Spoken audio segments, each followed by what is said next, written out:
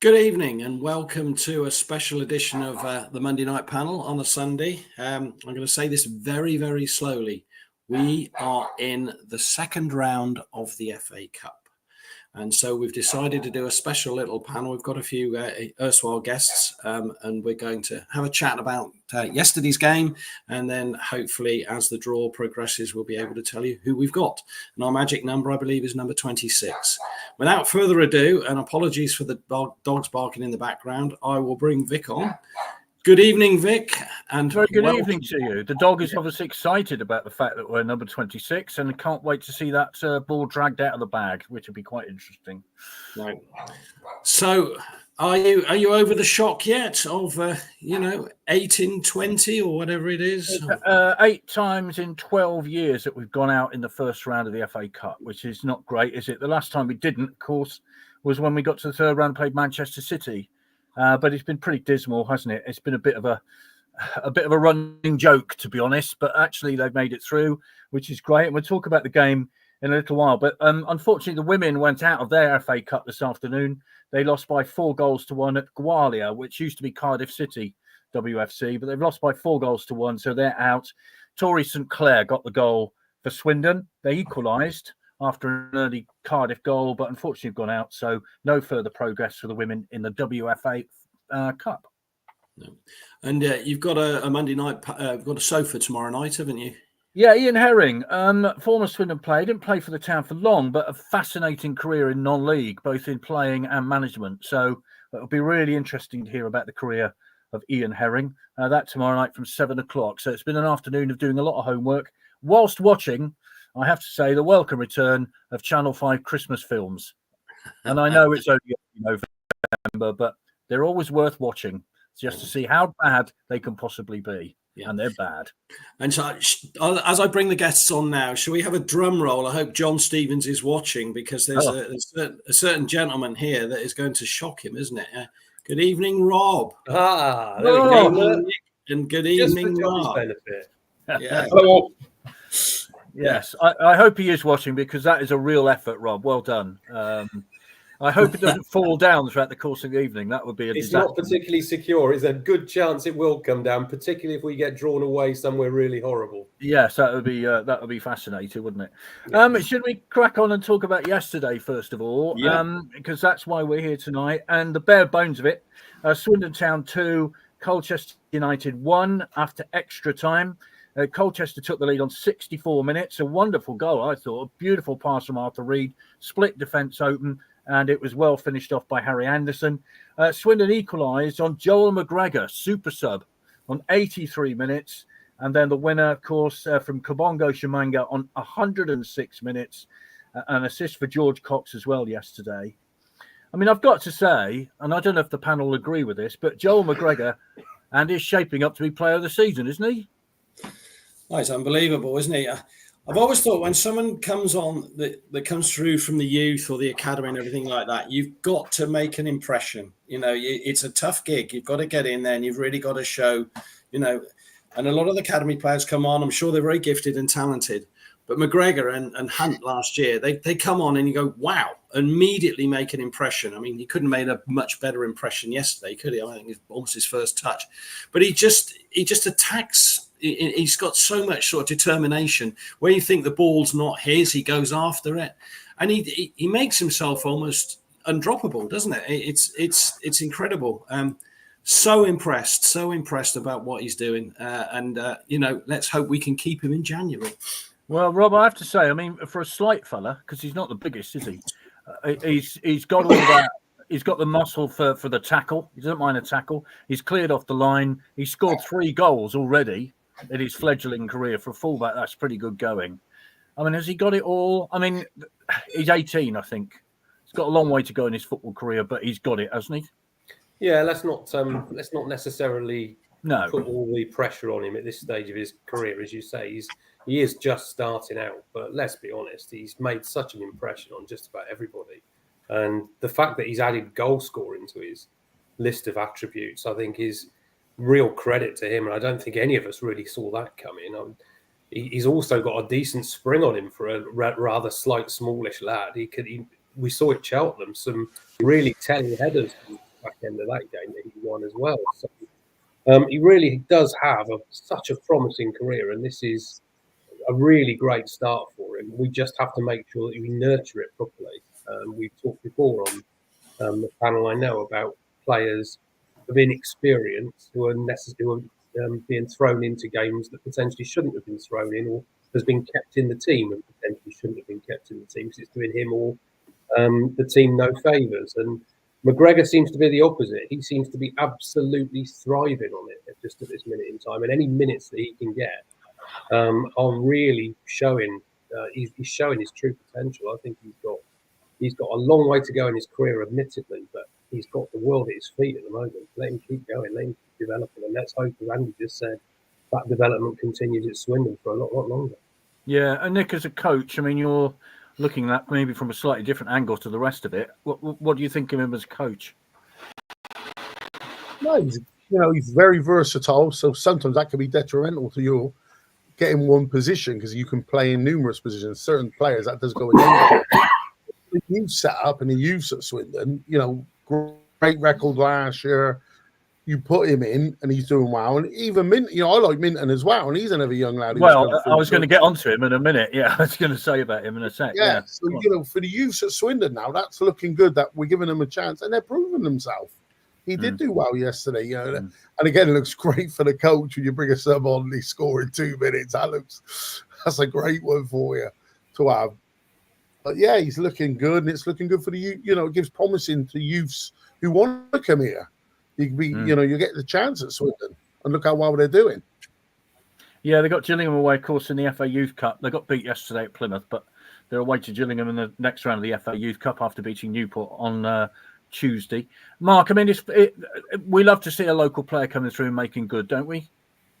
Yeah, we really do, Vic. I mean, that's partly why we're supporters of Swindon Town, aren't we? Because we want to see local lads coming through the ranks, and he does look a very good prospect. I just add a note of caution, though. Sorry to sound like a voice of doom, but the lad's only played, a dozen or so games. He's looked really good. To further your football career, I would advise not to go to a championship team or even to a League One team just now. Just have games, play games, because you get the experience that way. We've all seen lads, haven't we, who go to higher division clubs, don't get games, don't develop their careers, end up in the reserves, come back and end up probably in non-league. So, I think presumably Joel's got an agent, and hopefully the agent's going to advise him sensibly. Clubs are going to be sniffing, aren't they, in January? Andrew alluded to it earlier on. I think they will do. And obviously, many talks, we know that. But at the same time, get games under your belt before you go anywhere. That would be my advice to Joel McGregor, I think. Yeah, and the support he's getting from the crowd is fabulous, isn't it? Yeah, really good. That's really good. Yeah, Nick's mentioned Harrison Minton, Andy. I was going to say, bearing in mind he's not played, to use a coaching phrase, many minutes in terms of games. He played 120 yesterday, got cramp, and I thought that's one of his best games for Swindon yesterday. He is a success story, isn't he? I mean, he, again, similar to McGregor and what the other gentleman has said. He's learning his trade. I mean, he's been this is probably 4th, possibly 5th season now that since he made his debuts in this sort of EFL trophy. And I like his attitude because he's mucking bullets, isn't he? And he's definitely developed physically. And like you say, 120 minutes yesterday, and he was busy, and I'm sure he's going to be the type of player that Holloway likes. He's going to be someone that's going to get stuck in. He likes a tackle, and it's wonderful. It's wonderful to see sort of an example of what you can do with perseverance, because he's not had a run in it, and he has been dropped. And unfortunately, he sort of, I don't believe necessarily was called out, but Kennedy sort of like took him off. Was that at Port Vale, wasn't it? Yeah. Which, no blame culture, but that didn't look too good. No. Yeah. But no, that's fabulous. It's fabulous. And I hope he's deserved a break on Tuesday night, with 120 minutes. He can put his feet up. Yeah, I have to say, Rob, it was a classic case of cramp, wasn't it, really? And you felt for him because he was struggling after that, wasn't he? And those of us who play football and have got cramp will know just how, well, it's awful, isn't it? And it takes a lot of getting over. Yeah, it certainly does. And Bearing in mind, it was relatively early in the extra time he went down with the cramp as well. To get through the 120, he did extremely well, I think. And we also got to pay tribute, of course, to physio Butterworth, because what on earth he managed to do with that rubbing of the legs certainly made a huge amount of difference to Minturn for the second half of extra time. I think he's a great prospect. Again, we've alluded to it already. I think his problem being a centre back is that he's always got, usually got anyway, not so much with Swindon, but most clubs, you've got experienced pros in front of you. Or you've got players certainly that the manager would rather have brought into the squad instead of you. At fullback, not saying that Joel McGregor doesn't deserve his place, of course he does, but you don't have quite that same level of competition.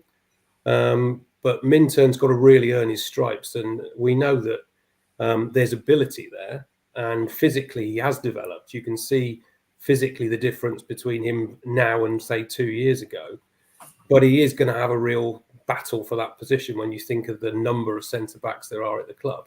If we continue to play three, it gives him a better chance. I'm not sure long term whether Ian Holloway's structure is three at the back. We will see, but he's got an opportunity now. He played really, really well yesterday. Whether he gets minutes again following that cramp on Tuesday, I'm not so sure, but it'll be a very interesting team selection at Milton Keynes, let's say, because I think everyone who was on that pitch yesterday, certainly from the second 45 onwards, played extremely well. Dustin George says, great goal, Joel McGregor, but please stop the somersaults. Don't want any injuries. Very fair point. Nick, I mean, Harrison Minturn seems to be there forever, doesn't he? I mean, and he always looks older than his age, because he kind of looks late 20s when you look at him and his stature and stuff. But he's still developing. I mean, where would you say he's at? Yeah, he's still developing, but I like him. I liked him last year. I think he was one of our best tacklers. He's not afraid of getting stuck in. And you look at his challenges. Last year when I watched some games, again, I was watching. I thought he was the best tackler. He gets stuck in. He's not afraid of it. And like yesterday, he was talking a lot and organising a lot yesterday. I was watching him at the back there because I'm impressed with him. I know last year a lot of people were moaning about him, and I thought that's the beauty of the game. We're all different. We see things so differently. Yeah. I've always liked him. I really do. I thought he was given quite unfair last year. I thought he was playing well, and suddenly because he's a youngster, we drop him. Great excuse. We don't want to give him too much too soon. If you're good enough. The famous saying, if you're good enough, you're old enough, no matter if you're too old, and that just drives you nuts. But I think he's a good player. And I did. Yesterday, he was talking quite a bit for being the youngster back there. He was organising quite a bit, which I quite like. You can see that in him. Yeah. I've always liked him, Mark, and I've always thought he gets a bit unfairly picked about. He's a local player, so everybody wants him to do well, but he gets a bit of criticism, which I've always felt unfair because he is still a young player. He is still learning. Yeah, it was interesting, wasn't it, to see the way he was treated under Kennedy. I think we've alluded to it already. I'm not going to throw any of my players under the bus apart from Harrison Minturn, who came off and struggled. And I thought that was really poor from Kennedy. Yeah. He's never let anybody down, Harrison, has he? He's a good lad. What is he, 20, 21? Still learning the trade, isn't he? You can only see him developing with a good coach. The problem, of course, before was we didn't have a good coach. Players weren't developing. And now, hopefully, with Holloway, he said on post-match yesterday, my job is to help the players. That's what I've always done. And if he's true to his word, as I suspect he will be, then the likes of Harrison Minturn will only develop another 5, 10, 15% and be a really good player. Yeah. We're here because the FA Cup draw is taking place sometime in the next 6 months, the way of the FA Cup draws these days. Swindon are ball number 26, of course. So how long it goes on for, it's a long draw, the second round, as we all know. So we'll see. The possession stats were interesting yesterday. Swindon had 50% possession. Colchester had, guess what? 50% possession. So pretty even. Swindon 16 shots, 6 on target. Colchester 8 shots, just 1 on target. 50% possession each, and it was pretty even, Stevens, I thought, wasn't it? Yeah, it was. I mean, it was almost like a stalemate, wasn't it? It had that sort of cup tie feeling near the end. I suppose that helped with the extra time. I just wanted to make a point about one particular player yesterday who hasn't really shown what he's capable of, and maybe that was under Kennedy. But Butterworth come on, and he was absolutely magnificent. He just drove at them, didn't he? And you could see him get more and more confident. I thought, now there's the player, because he came with good credentials, but I haven't really seen, he sort of flitted in and out and everything like that. And he was the one that dared to shoot at Barrow, so that was probably why he was probably sort of fined for doing that. But he had an outstanding game. So yeah, and I mean, possession stats it doesn't matter, does it? We score more goals. Yeah, I mean, we've been doing a lot of possession stats this season, haven't we? And with the bottom of the league, so Yalbu sucks to them. It's interesting. Kevin says, good to see a good, strong bench. Maybe it will help going forwards. Some of the results today, of course, Rob, means we won't be going to Wrexham. They were knocked out by Harrogate. So no live TV for Wrexham in the next round. Birmingham got through. They beat Sutton. MK Dons were beaten by Wimbledon. So that's another feather in the cap for Wimbledon. I mean, where do you fancy going? I mean, Gainsborough Trinity in that extraordinary match against Hensford yesterday, which they won on penalties eventually. But it's games like that which are the FA Cup, isn't it? Oh, totally. I wouldn't write off Wrexham being live on the telly. They might just have 90 minutes of watching Ryan Reynolds, to be honest. That's probably where they'll go for the second round draw. But no, for me, as we've spoken several times, I know about this before now, the one thing you don't want is a team from your own division, because you play them twice a season anyway. There's nothing attractive about having anyone in your own division in the cup. You want somebody just that little bit different. And personally, obviously, with my track record of going to so many games, I'd love to go somewhere where I've never been before. So that's the beauty of having non-league teams, isn't it? You get the opportunity to go to some of these really far-flung grounds that you only really have ever, some of the teams you've never even heard of. Until Harborough Town or wherever mentioned, I'd never heard of them, I have to say. And they had a great win yesterday at Tonbridge. So that would be an interesting one. Gainsborough Trinity, middle of nowhere, long way to travel. But again, a team you're not likely to play again. Somebody like that, somebody from non-league away from home, for me would be ideal. I know a lot of people will still want the attractive local teams, but not for me. I'd far rather go somewhere we've not been to before. Yeah, I mean, obviously Rovers are through. They got through against Weston-super-Mare, albeit, Nick, by a bit of a squeak. They were taken to extra time. That would be a nice local derby, especially if you're in Holloway, of course. That would be quite a game, wouldn't it? But what do you reckon? Who do you want? Yeah, you could see the way some of those draws were in the first round, like Weston-super-Mare, Bristol Rovers, and stuff like that. There was a lot of local ones. Yeah. You think it's written where we get Holloway that we have Rovers? You just think that's written to it for us to play Rovers the way it is, because everyone knows he's a gas head. He always has been. He loves it. Fair play to him. He's been loyal to them, but he's a manager now, and he loves what he's doing here, and we enjoy what he's done. But for me, again, I'm not really bought. I'd like a home draw personally, rather than traveling away. But I'd like a home draw. I don't care who we play with. But again, like you're saying, I'm probably someone not in your division. You think you want a non-league team because then you're the old, banana skin of losing to, especially after last year's poor result of Aldershot. You don't want nothing like that. So you're thinking maybe a Division 1 team, because then it's, But yeah, I'm not just glad to be in the second round. I'm quite happy to see us in the draw. I mean, clearly I'd love Exeter away, Mark, but I don't suppose that'll happen. Who do you fancy? Exeter's not a bad tie. We'd have them at home. I like what Nick said. I agree. I want a home tie. I want to see us get through the second round and get into the third.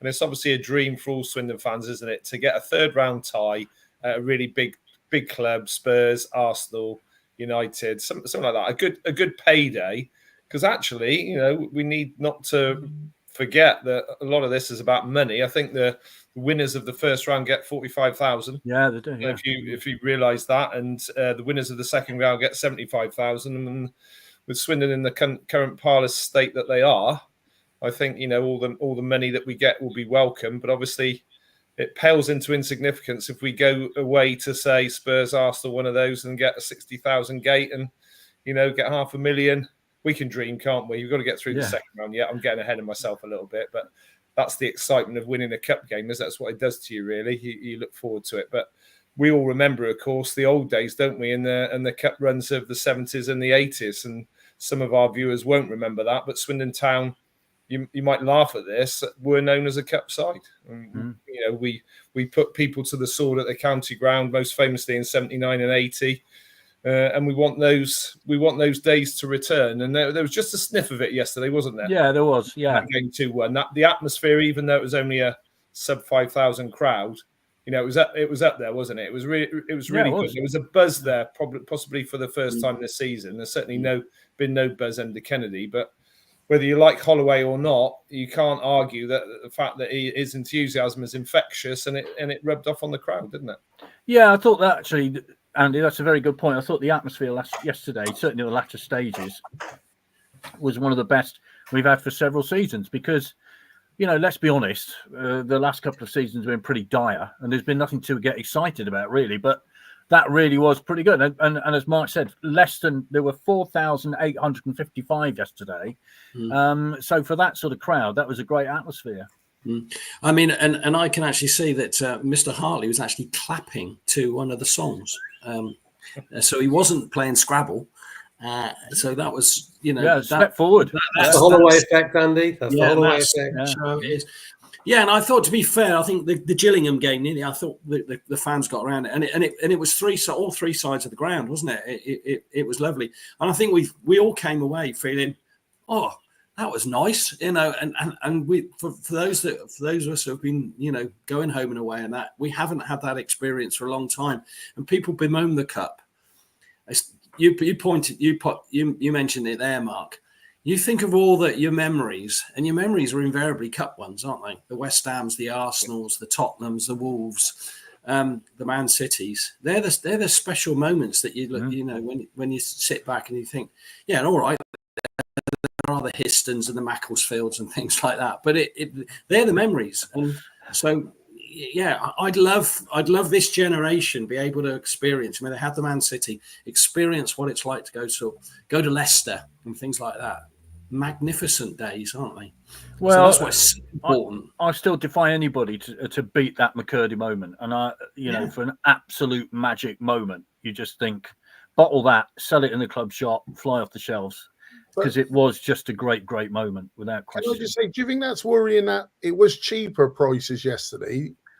There was definitely no Holloway effect because the crowd was down, considering, you know, people say, oh, his enthusiasm here put 1,000, but he never. And it was, you know, a fair bit cheaper, and you're still quite a low attendance from the home fans. Yeah. Well, there are various aspects to that, I guess. But I agree with you. You know, it was cheaper. If people were going to come along, they were going to come along and watch a game when it wasn't. Well, Tuesday night's another example, isn't it? It's relatively cheap Tuesday night to watch Tottenham under 21. In the competition, though. 10th biggest home crowd. Yeah, absolutely. So, you know, a lot of other clubs had 4,000, so I think that's probably what you'd expect. I mean, if you're, you know, the pictures and the highlights, that you know, there are loads of empty seats all around the country, really. So the magic of the FA Cup hasn't quite kicked in yet, has it? Hi, Tamsin. Felt more than the numbers yesterday. It was ace. So there we go. Now then, the team lineup yesterday: Bycroft, Subawali, Minturn, Wright, Shamunga, Clark, Kilkenny and Cox, Freckleton, Smith and Drinnan. What did you think of it, Rob? It was much better when the subs came on in the second half. I think it's probably the best way to describe it. It was a strange first half, wasn't it? Because very little happened. When you think of the excitement that we all felt for most of the second half, when obviously Colchester going in front, you alluded to the fact it was a decent goal, but it felt like it really did kickstart us. That was sort of like the jolt that we needed. And the substitutions made such a difference to then drive us further forward.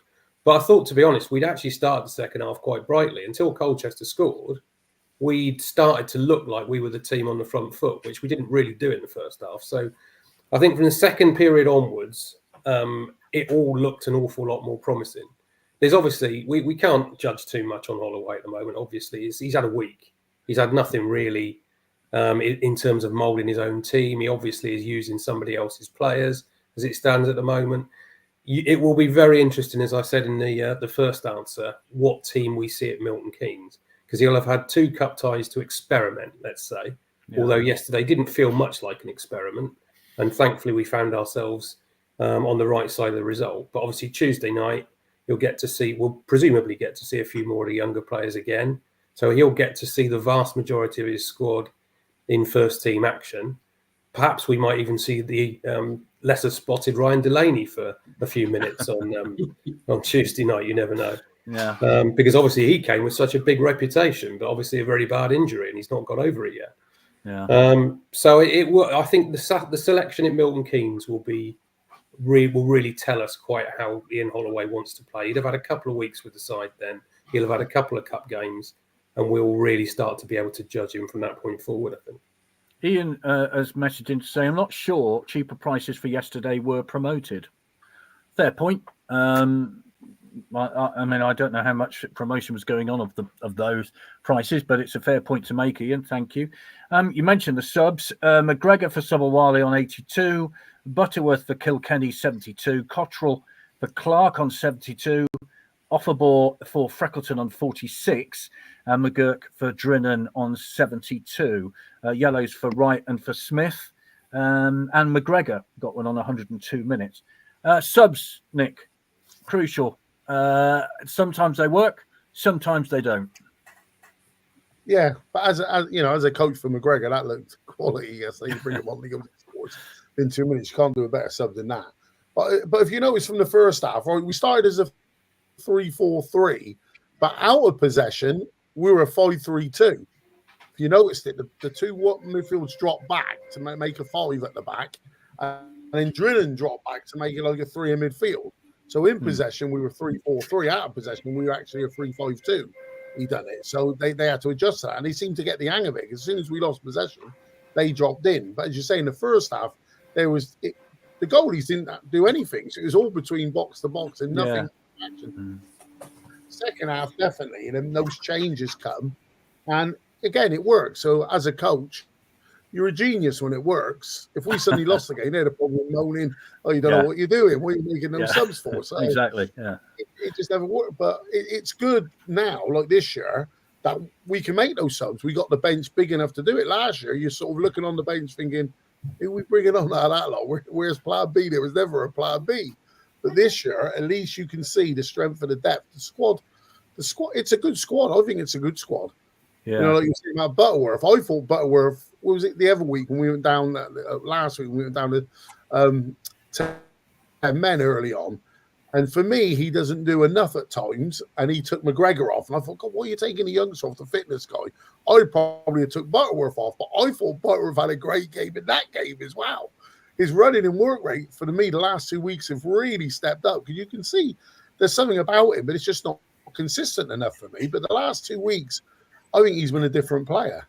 I really do. His work rate is so good, and his strength is running with the ball. He causes problems for teams. Well, they just showed the Swindon goals on the telly, and McGregor's was a heck of a finish. He hit it really well, and a great turn as well from Shimanga to get his goal. I mean, the team lineup, Mark, what were your thoughts on it? Last week, of course, against Gillingham, they were all permanent players, I think, to start with, weren't they? There were a couple of lone players in yesterday. Let's have a look who was in there. Freckleton, of course, is a lone player. So he's sort of been loath to use all the lone players, hasn't he? I mean, I put them on as subs, but generally they're the permanent ones. He talked, didn't he, before the game? I listened to his pre-match interview, and he talked about how he didn't want to change it an awful lot. And I think the first half was Kennedy-esque, wasn't it? It was pretty rigid. It was 3 at the back, 5 probably when we didn't have the ball. We didn't offer an awful lot. I think we had 1 or 2 chances. I still wonder about that offside goal just before half-time. Not really sure what happened there. I've watched it back a couple of times. But second half, he clearly changed it, didn't he? And to a 4-3-3 probably. I think that's possibly the way he might go. But interestingly, after the match, he talked about how the players need to be ready to adapt and change formations. Now, we never had that with Kennedy, did we? We just had rigid 3-5-2. Even when it was working, I mean, some would say, where's your plan B? I would argue, what was your plan A like? Because that wasn't much cop in the first place. So, you know, I agree with Nick. I think we've definitely got more depth to the squad than we had last year. We can bring people on that can affect the game as we did yesterday.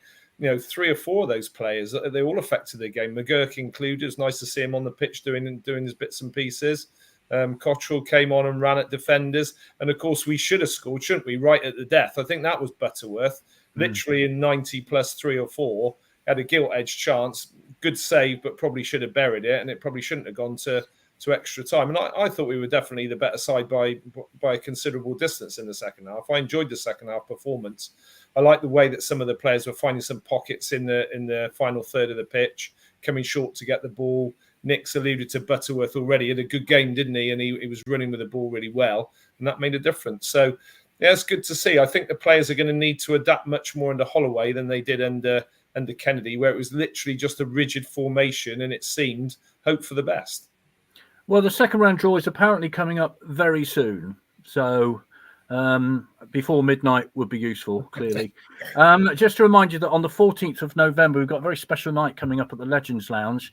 We've got World Cup assistant referee Mike Malarkey coming along. He's the head of the professional game management for assistant referees, which encompasses the Premier League and everything else. So Mondays are a very busy day for him, but it should be a fascinating day. I know you're looking forward to it, Rob. I mean, he'll bring an audio-visual presentation along with him.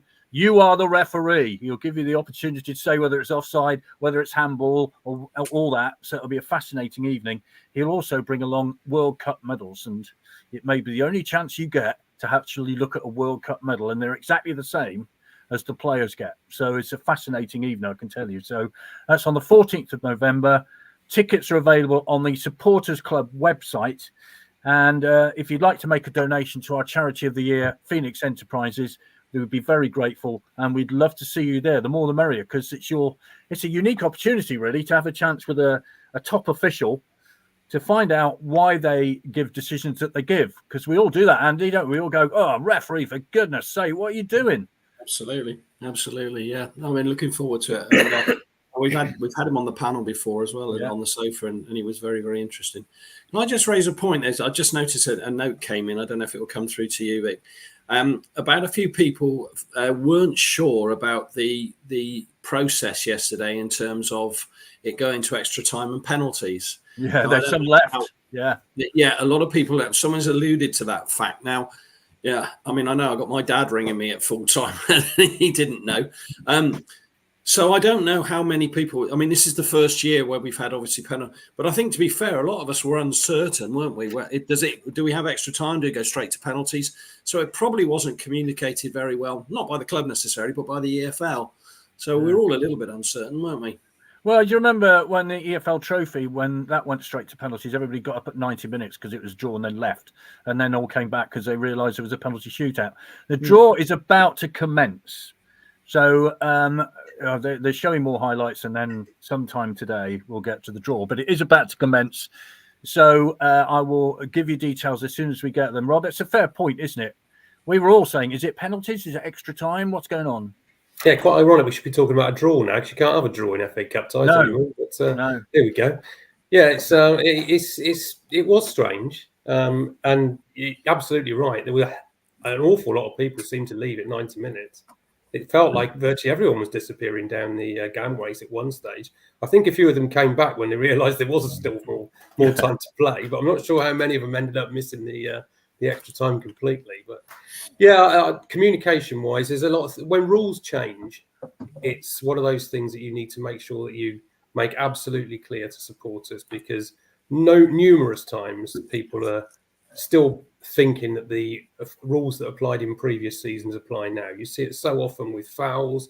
You see it so often with offsides. It has to be very clearly explained. I'm sure Mr. Malarkey will have a view on how it gets explained this week on Thursday. But I wouldn't. This one, I don't think you can put too much blame at the door of the club. Although possibly an announcement at the start of the game to suggest if it gets 90 minutes, extra time will be played, and then possibly penalties would have helped. Perhaps the bloke on the pitch should have done that. I think it's all down to him personally. Yeah, I think so. I'll have a go at him when I see him next. Nick, we're just about to see this second round draw. If you're a coach or a manager, what's your first thought as you wait for those balls to come out? your first thought really is a home tie. You don't really care who you get. You want a home tie. That's your main one. That's what you really want. And you wouldn't want the lowest ranked team because then you're always worried about the like I said. But realistically, as long as you get a home tie, you know, like you were saying about going to Gainsborough, no, as a coach, you definitely would want that. That'd be a nightmare tie for you away. You know, if you're going to go away, you want it sort of pretty local. You don't want to be travelling overnight, expense again. Clem would be crying, he'd be looking at this thinking, please, no.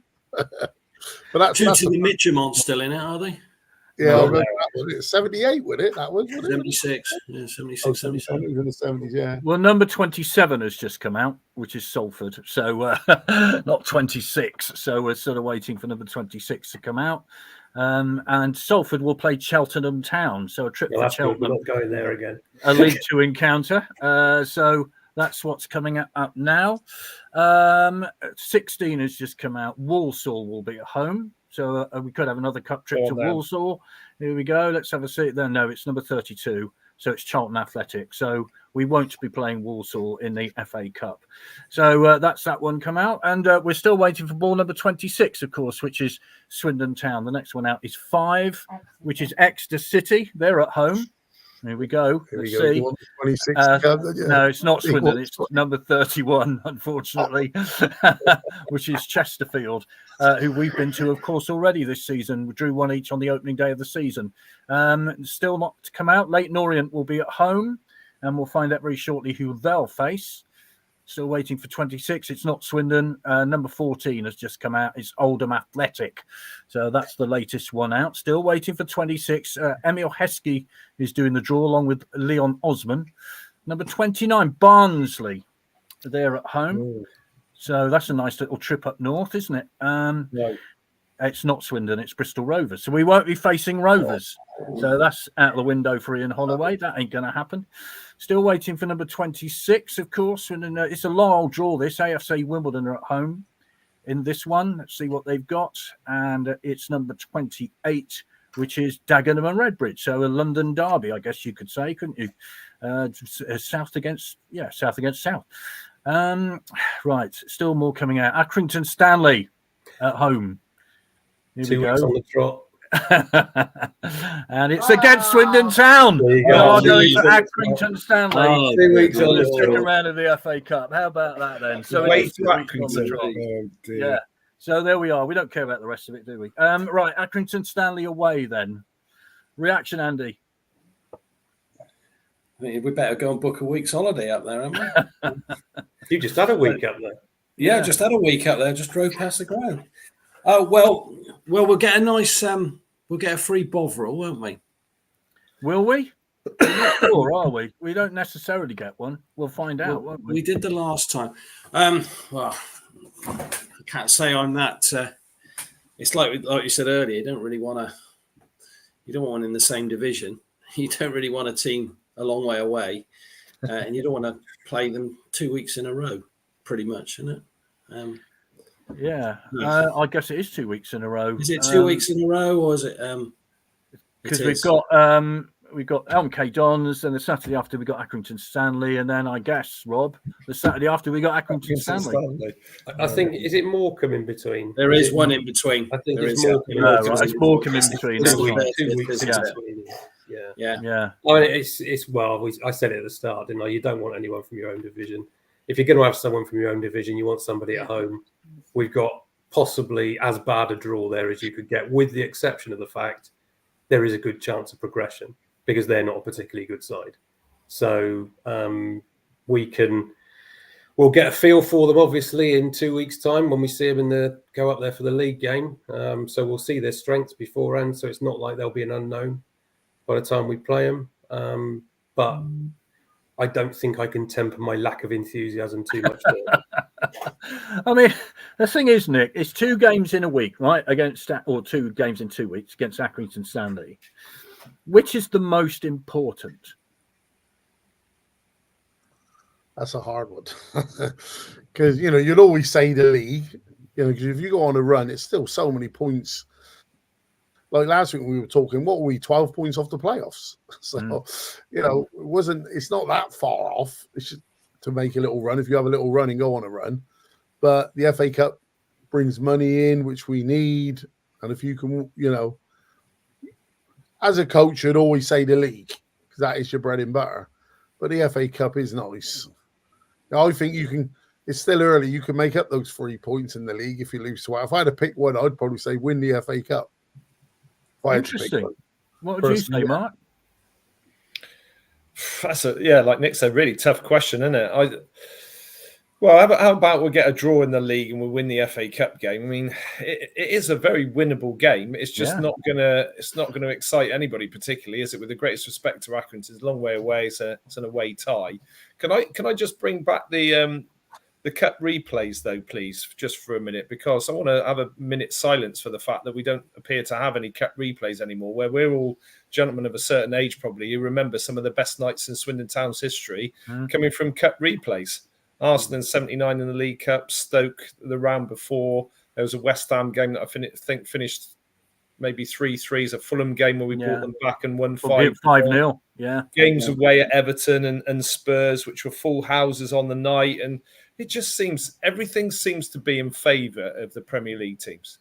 And poor old Swindon Town and the EFL teams just get constantly knocked. And it's all under the guise of, we play too much football. Well, wow, 38 games you play in the Premier League. We play 46. So come on, stop going on tour and playing ridiculous, meaningless games if you think there's too much football. I want to bring FA Cup replays back. Gainsborough Trinity are at Harrogate. I bet they're thrilled with I would temper that, Mark, yesterday, the prospect, because we could have been going to Colchester away for the 2 Tuesdays in a row. Well, it would have been, wouldn't we? Because that would have been a 1-1 draw, so we would have had replay. Yeah. So I would counter that, Mark, by saying there's been a lot of excitement this weekend because of penalty shootouts and things. I would also say they're having a World Club Championship next summer, aren't they? So some of the top clubs in the world are playing extra games in a World Club Championship. Yeah. But look at the money spinners side of it as well. Clubs in the lower echelons of the Football League, they earn a lot of money with cup replays.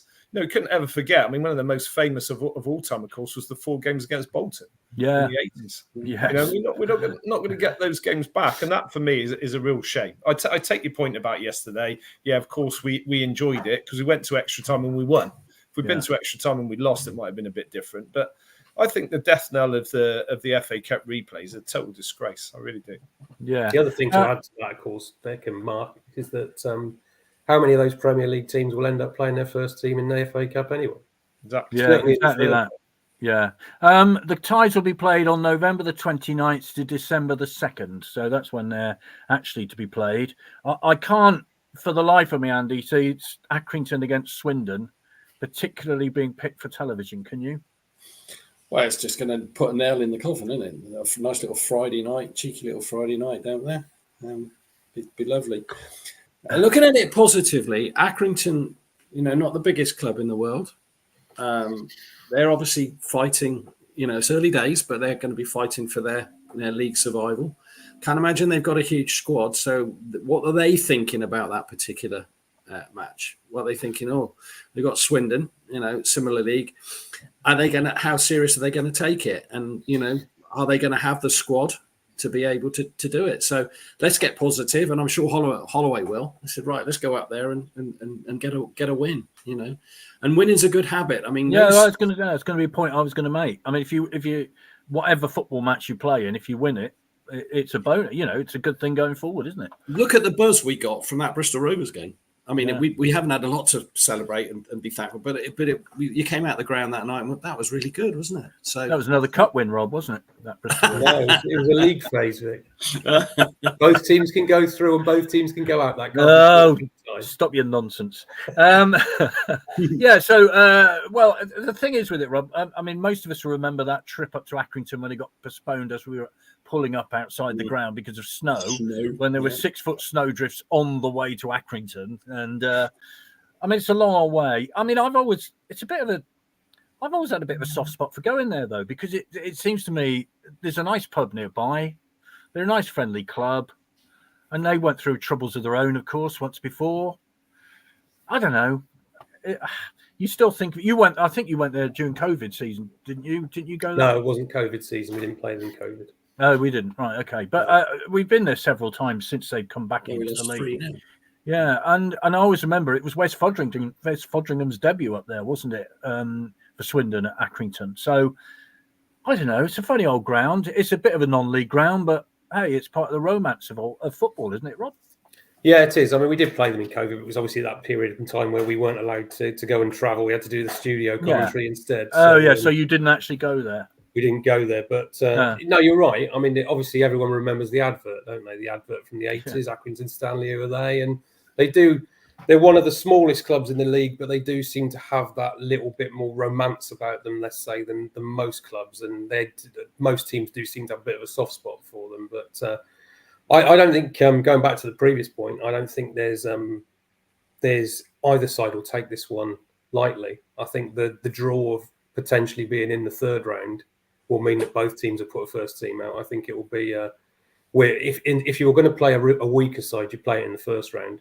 Once you've got to that carrot of 90 minutes away from potentially having a huge tie in the third round, you go all for it. And I think I actually do. That's one thing I do think. I do think being in the second round, this will actually be a bit of a blockbuster. I think most ties probably will, because there is a real draw for people here. And you alluded to, is the league or the cup a bigger fish to fry at the moment? I personally think I'd love league points, but I know the club need money. And I think that the draw of a potential third round tie that would get you a significant sum, like Mark said earlier on, for if you were to ask the chairman at the moment, what would he rather do? He want a big third round tie away from home, thanks very much. So let's win the cup tie. I personally, obviously, we want to be in this division, don't we, next year? But there are a lot more games to play, and if we go up to Accrington with a real positive mindset in both of those games, why can't we win both of them? Who needs to pick one or the other? Let's win both of them. Actually, I don't want to be in this division next year. I want to be in the other one up that way. Yeah, I think that's still, to me at the moment, is a secondary thing. Let's get away from where we are. Get away from where we are now. Yeah. I'm being slightly flippant in that remark, but not flippant, if you see what I mean. I mean, actually, one factor in this, Nick, is it means, I think, only one Saturday home game now in a month. If you think about it, we got MK Dons next Saturday. Then we go to Accrington, don't we? Then we've got Morecambe at home. But then we've got Accrington away again. So, you know, in terms of income, that's not a great thing, is it? No, it's not. But if you can get the wins, and we're on a little roll at the moment, and get the wins behind you or points behind you, then you start climbing up the league, and then hopefully that'll bring more people back to, because home games ain't been great. Hopefully by the time we have a few home games, we'll have we'll be higher up the league, and more fans will come to the games. So that's what you got to hope for. You know, it's a lot of traveling, a lot of expense going out, depending on how they do it. But you know, you're going to look at Accrington. Surely they can't go put them all in. I know sometimes they have of a game. That's too much. You're going to have to go on a Friday and have a night out. But that's what your only hope is. If we can get a few of the wins there and a win at MK Dons and stuff like that, it will push us up the league, and then you'll get more fans coming back to your next home game, because Saturday was a great atmosphere. People would go away Saturday from yesterday saying how good that was, as you lot were saying earlier. Or it might have been a small crowd, but it didn't feel that way. No, it didn't. The way they were all spinning, going that second half, it really did feel it was more there. And actually, it was getting dark as well. I think once the lights and the darkness and the noise and fireworks, that helped as well, didn't it? The fireworks going off at the end. That was pretty terrific. 8 o'clock, I think SAS travel leave for Accrington a week on Saturday. So I would imagine it's pretty similar, but obviously look out for what SAS are saying for the FA Cup tie as well as the league game. They leave at 8 a.m, but I would imagine it's pretty similar. But we'll find out from SAS about that in the days to come. Yeah. Excited, Mark, or not excited, or kind of... What's your feeling? It's a bit like that, isn't it? But the excitement is there if we win the second round, and then we get the excitement of the third round draw with the big boys in there, and that's the biggest thing. Going back to Nick's point about the gates reflect where we are in the league. You know, our average is 7,300 this year, whereas previously it was 8.5 the previous year, and I think it was 9.4 the first year Morfuni came in. It reflects the disillusionment, I'm afraid, that a lot of Swindon fans feel about their football team and their club. and we're 22nd in the league or 90th out of 92 professional football league clubs. And one could argue that still to get over 7,000 for home games is still excellent. History tells us that when Swindon do well, the crowds start coming back. But I suspect it's going to take quite a lot to get those crowds up again this year, given the way that people I know who've been going for years and years are not going, boycotting, don't want to go. So, I think there's a job of work to do, really. Yeah, but like you're saying that, but if we beat Accrington in the FA Cup and get Chelsea, what do you think the crowd would be then? Well, they'd all be backing it, wouldn't they? Of course they would. They are. We know that from previous games. But for the league games, people that I know haven't renewed season tickets. I've been going to football games on my own for the first time in years. Some of my sons won't go. Good friend of mine, he's not going, boycotting, and that's reflected by a drop in the gate of about 2,000. Yeah, but you got to admit, let's be honest, fans will moan about Accrington, but wouldn't it be worse if we had someone else won that they got Accrington in the third round? That would have been even more depressing. Oh, that would have, yeah. I mean, that's a very good point, because the dream is to get to round 3. And then you could always get a shocker in round 3, couldn't you? Quite right. You could, you could, and that's very true. And a lot of clubs will do. There's no question about that.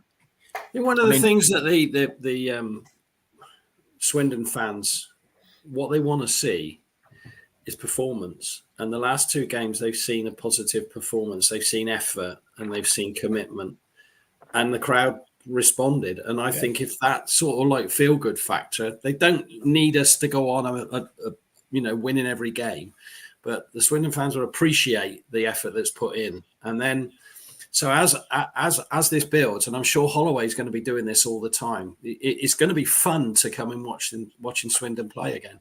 And I think that will bring the crowds back. They don't have to be top of the league. So and the buzz will come around, go down and watch them, because it is fun again.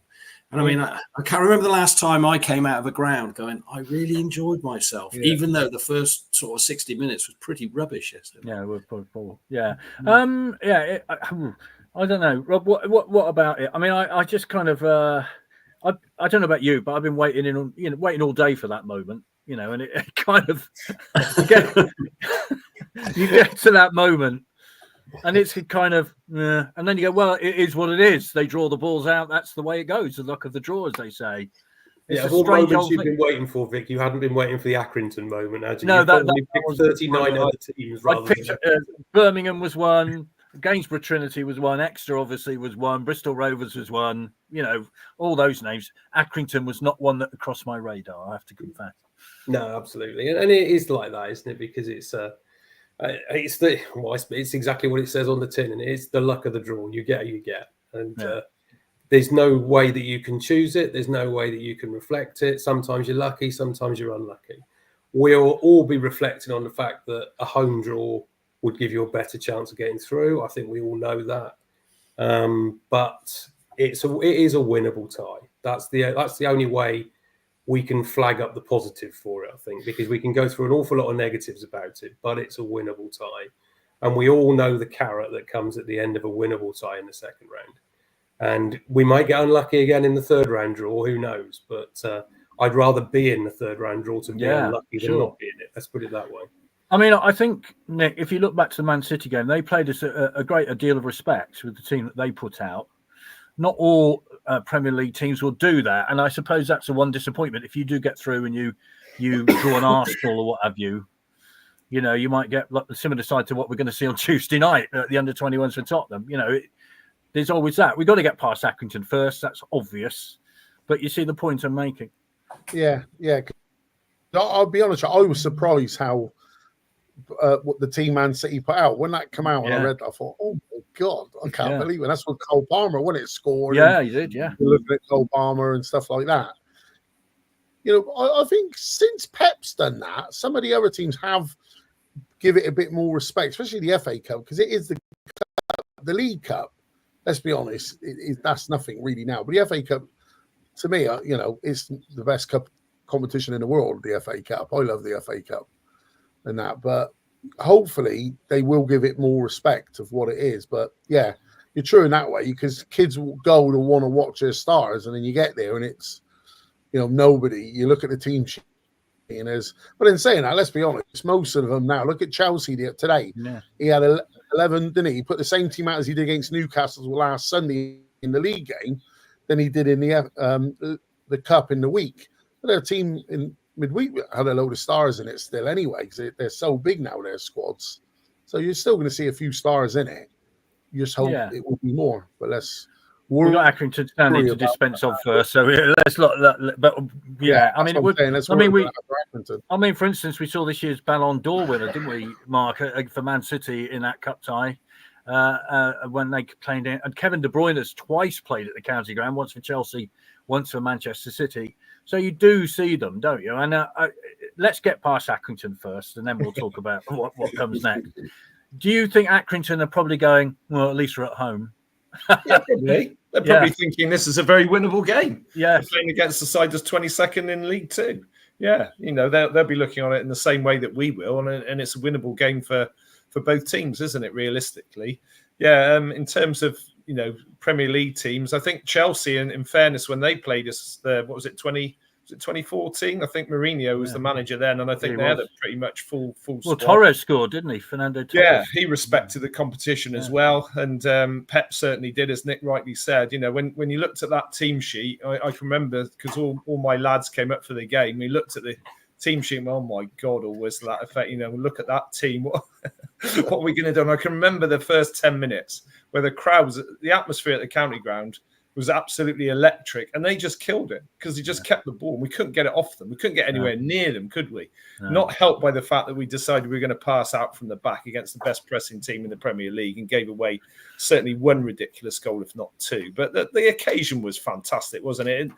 In some ways, the scoreline was irrelevant, wasn't it? Because it was just great to see the old girl rocking at the seams and full. Because that ground, it might be a ramshackle and rickety old ground at the moment, but it's a hell of a ground when there's noise in there, isn't there? There's nothing like it. Even yesterday with 5,000, it was great. I thoroughly enjoyed that, that last 20 minutes and an extra time, and came away. It makes such a difference to your weekend, doesn't it? When you win the game, you're up and smiling as opposed to, shoulders droop and all the rest of it.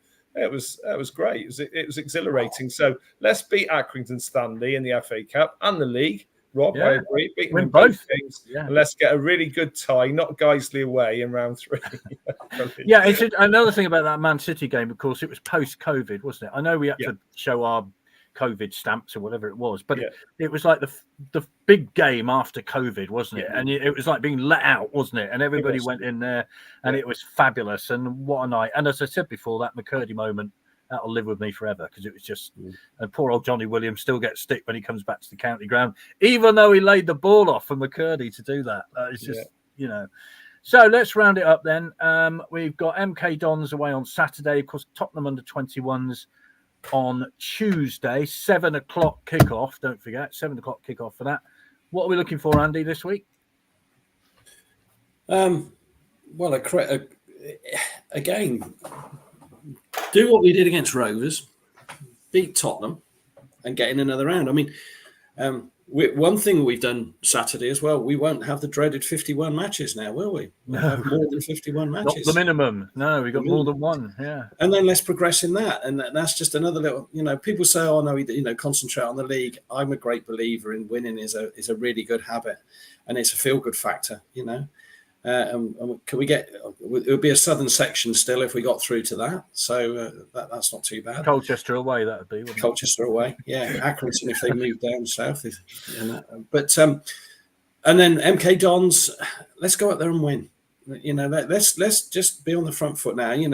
There is positives. There's some real positives. I've got a lot of faith in Holloway. I mean, and we've said many times on this panel, that's a good squad. That is a good squad, and if he can sort of get them working, let's go on a bit of a run. Can't see us losing. There you go. Well, I saw Tottenham at Exeter the other week, and they brought a goodly amount. They brought 500 fans, because obviously a lot of local Tottenham fans would go and watch them, and they weren't great, I have to say. And Exeter's second goal came from a 16-year-old, so they're beatable. Rob, I think if we avoid defeat in 90 minutes, and we're through. Is that right? That's the beauty of a league phase, Vic, rather than a cup. Yeah, it's still a cup match, though, isn't it?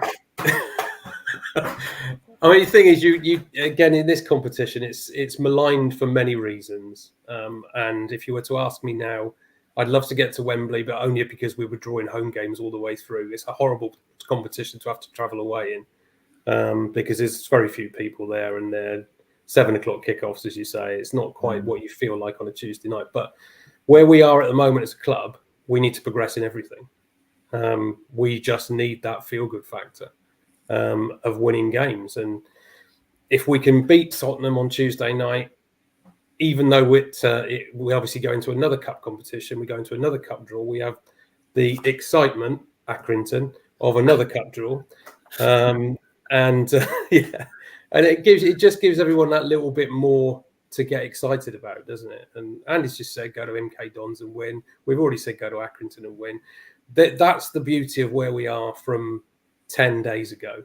10 days ago, we couldn't see where the next point, the next win, or anything was coming from, because it just felt like everything was doom and gloom. We were just going one way. We've just been given that horrible thing that supporters always talk about, that little bit of hope. So let's just not take it away now. Let's just keep going and keep winning. Yeah, MK, there'll be another minute silence, I'm pretty sure, of course, because their home game is nearer to Remembrance Sunday. I'd just like to say thanks very much to Darren, to Kevin, and to Matt for the part they played in that ceremony yesterday, because it took a little bit of getting together, but thank you for that. So what are you looking forward this week, Nick? Well, I said it'll be interesting to see how they play on Tuesday. So that's going to be an interesting game. And then Saturday, as long as we don't lose to MK Dons, I'll be happy. I'll be happy with a draw up there, because we're going along. It's slowly getting better. MK Dons are, in this division, they are one of the favourites to go up, and they got a good squad. So if we can get something out of that, I think that will just keep the momentum going for us. Okay. Mark? Well, I boycotted the competition since they changed it, the one on Tuesday, but I am thinking of going for the first time since they changed the competition, because, of course, we ended up at Wembley in 2012, didn't we, where we lost to Chesterfield, admittedly. But I could never understand why under-21 teams had to play in this competition. It should have just been reserved for League 1 and 2 clubs. But that said, of course, if they progress and get through and end up at Wembley, we'll all end up going, won't we? So I'm going to stop being a hypocrite and probably go on Tuesday if I can get there by 7. In terms of MK on Saturday, tough game. They've lost 2-0 at home today. Scott Lindsay, I think, is a good manager. I think we saw that at Crawley. He'll get his side playing fast tempo football. We'll have to counter that. But it certainly feels more positive than it did. As Rob said 10 days ago, we couldn't see where a win was coming from, and it was doom and gloom. And now what you've got is this bubble, haven't you? You've got this buzz that was there yesterday. It was there against Gillingham for the first time probably in a while. So we need to keep that going for as long as possible. Keep that infectious enthusiasm that Holloway's got rubbing off on the players and clearly the crowd as well. So, yeah, go to MK, ideally get a win, but maybe a draw wouldn't be terrible. Win on Tuesday night and then take it from there. Lovely. Well, thank you very much indeed, gentlemen, for turning up on a Sunday night and interrupting your Strictly Come Dancing results viewing for this evening. So thank you very much indeed for that. You can go and watch Antiques Roadshow now, so you'll be fine. Swindon Town will be away to Accrington sometime over the weekend of the 29th of November to the 2nd of December. I'm guessing it'll be 3 o'clock on a Saturday afternoon. I'm just hazarding a guess out there for that one, although somebody in TV land might think it's attractive. Who knows? You don't know. We'll be back tomorrow night with Ian Herring on the sofa, talking about his career briefly at Swindon, but of course, a fascinating sort of journey through non-league football as well. So talking to Ian Herring tomorrow night. Don't forget Mike Malarkey on the 14th of November at the Legends Lounge. Tickets are available right now on the OSC website. And on the 8th of December, Andy, a memorabilia sale at Bar 71. Legends Lounge. Oh, it's Legends. It's changed. That's right. Yeah, we've got the Legends Lounge. Yeah. We're having our first memorabilia fair for some time. We've got the Legends Lounge. So if anyone's interested in having a table, it's just at a donation, say around £10, and you can come and sell your own stuff as well. and all proceeds are going to the Phoenix Enterprise charity. And one other final thing, there's a certain gentleman on the sofa coming up as well that we probably need to raise. Yeah. Never heard of him. I believe his first name is Simon, yes, and something to do with the ferry, which will be quite interesting in a couple of weeks' time. So bleep, bleep, bleep. Yes, I just have to be on my guard. Yes. Thank you, everyone, for attending, and thank you for joining us. And we look forward to seeing you all on Tuesday night. Yeah. Thanks a lot. Thanks all. Bye.